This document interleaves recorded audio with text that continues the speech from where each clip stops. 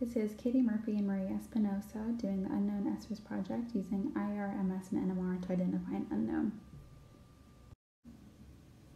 So first here we're going to look at the mass spectrometry of the compound to start identifying the image.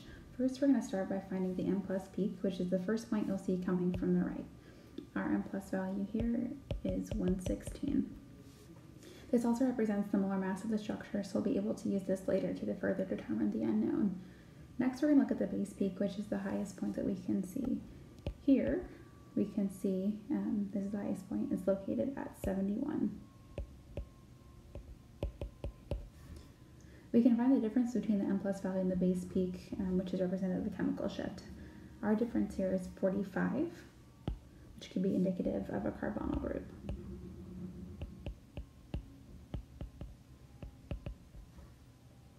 Starting with our M+ value of 116, we can guess at possible chemical formulas. We know that there is at least one oxygen because of that carbonyl, so we can guess that there are perhaps two, which would take away 32. That leaves us with 84 remaining to split up. So if we guess that the rest is made up of varying amounts of carbon and hydrogen, we can say that we have 6 carbons at 12 apiece, which is 72. That leaves us with 12, which would have to be 12 hydrogens. So that leaves us with a chemical formula of C6H12O2. Next, we're going to calculate the DOU, which is found using the formula 2 carbon plus 2 plus nitrogen minus halogens minus hydrogens divided by 2. So if we plug in the values that we found earlier, we have 2 times 6 plus 2 plus no nitrogen or halogen minus our 12 hydrogens divided by 2. So we get a DOU of 1.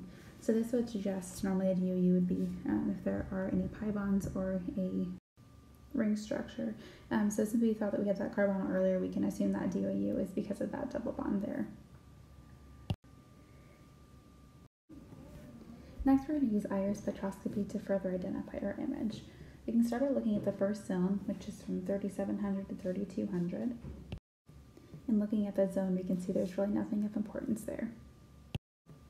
Looking at our second zone, which is 3200 to 2700, we do see that we have a large structure here in the middle that is most likely indicative of an sp3. Our third zone is from 2300 to 2000. And again, we don't really see anything here. Our fourth zone is from 1850 to 1650. And in that we see this very strong peak. This is most likely where that carbonyl is. And we can guess that it could be an ester. Our final zone is from 1650 to 1450.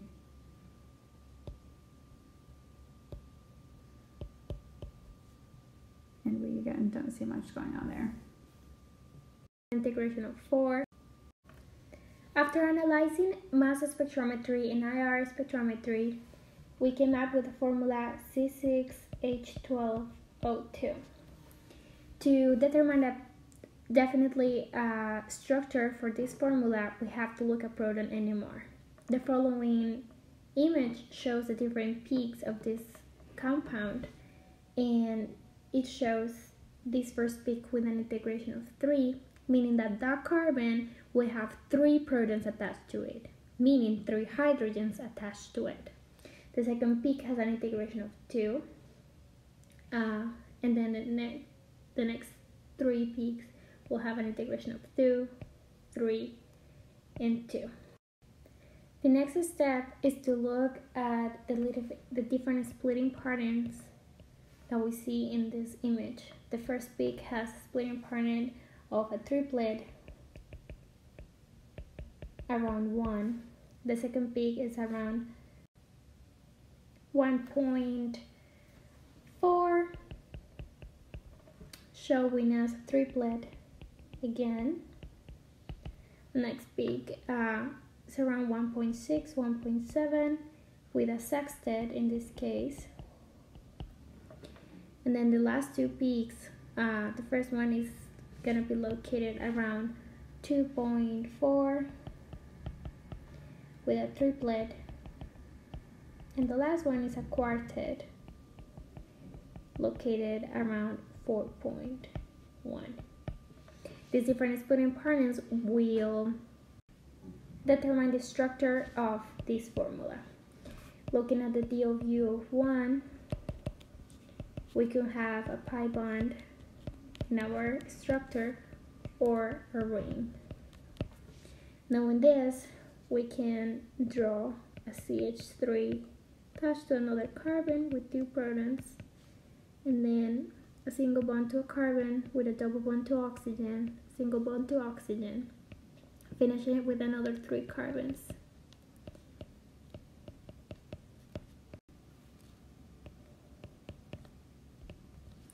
Now that we have a possible structure, we have to compare it with the splitting patterns of proton NMR. The first splitting pattern we can look at is this integration of 3, matching up with these 3 hydrogens attached to this carbon, and then looking at this carbon with just only 2 protons attached to it. So if we apply the n+1 rule, we will have 2 + 1 = 3, matching up with the triplet that we have around 1. The second one is this carbon with an integration of 2 around here, and then we look at the splitting pattern which matches up with the carbons attached to it. Very interesting. One is this carbon with an integration of 2 that has 2 + 3 = 5 + 1 = 6, showing the sextet around 1.6. The last 2 carbons is going to be this carbon with an integration of 3 hydrogens attached to a carbon with just 2 hydrogens, so 2 + 1 = 3, giving us the triplet right here. And then the last one, which is the most shifted away from the other ones because it's directly attached to the carbon that has the oxygens, and have an integration of 2, just as this one, and then is attached to a carbon that has 3 hydrogens attached to it, so 3 + 1 = 4, matching up with the quartet around 4.1. After determining a structure for the formula C6H12O2, we need to confirm the different carbon environments that this formula has. The carbon environments are going to be determined by how many hydrogens are attached to it and what are the closest functional groups attached to that carbon. So according to this graph, we can identify 1, 2, 3, 4, 5, and 6 different carbon environments. The first one, or the most relevant one, is the carbon environment number 6. Why is that? It's because that this one belongs to this carbon, which is attached directly to the other 2 oxygens, which are the most electronegative atoms in this structure, shifting it away from the other carbons. According to this, and based on this information, we can see how the next 5 and 4 carbon environments should belong to these carbons right here, which are the closest ones to the carbon attached to the other 2 oxygens. The last 3 carbon environments are going to be determined as 3, 2, 1, which are the farthest away from the oxygens, in this case the ester group.